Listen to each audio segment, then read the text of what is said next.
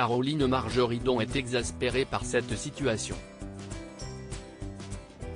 Malgré elle, la célèbre marchande d'affaires conclue vient d'ajouter à sa grande collection d'objets rares, un nombre incalculable de faux profils qui utilisent son identité pour arnaquer ses fans.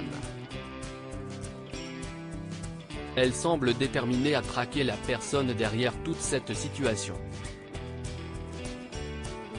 Une lutte acharnée contre les faux comptes sur les réseaux sociaux en mars 2023, face à la montée des faux comptes, Caroline Margeridon a pris les choses en main. Elle avait notamment alerté sa communauté sur les subterfuges utilisés par ces escrocs pour les abuser. Mes amours, je vous envoie ce message car je ne supporte plus de me rendre compte que vous êtes des centaines à vous faire arnaquer en pensant que je vous parle, écriez ou vous demande de l'argent. Attention, je ne réponds qu'à mon vrai Instagram avec le point bleu qui suit mon nom. Les cas de célébrités trompées par de faux profils sont malheureusement nombreux.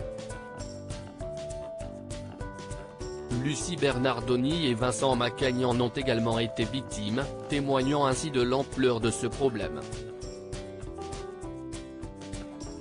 Caroline Margeridon @bestimage Caroline Margeridon a notamment souligné le fait qu'il fallait faire attention aux détails présents sur ces fameux comptes.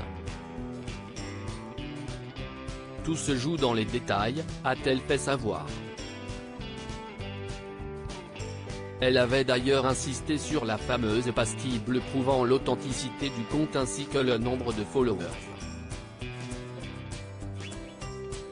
J'ai 145 000 followers, il est simple de comprendre que tous les autres sont faux. Avait-elle expliqué sur les réseaux sociaux. Malgré ses nombreuses mises en garde, Caroline Margeridon constate que les escrocs ne faiblissent pas. Résolue à agir, la compagne de Pascal franchit une étape décisive en 2021 en optant pour une mesure radicale.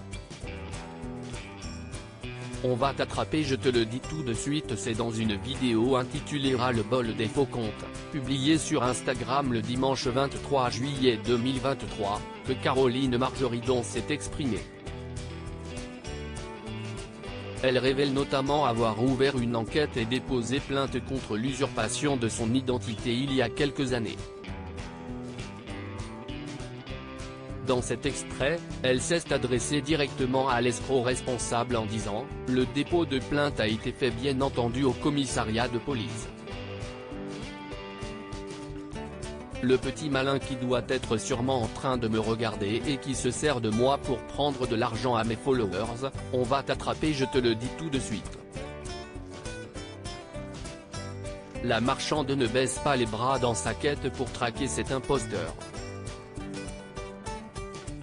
Celle qui a eu un gros chagrin à cause de Sophie Davant déclare que son avocat suit de près l'affaire. Et elle reste convaincue que tôt ou tard, cet escroc sera rattrapé par la justice.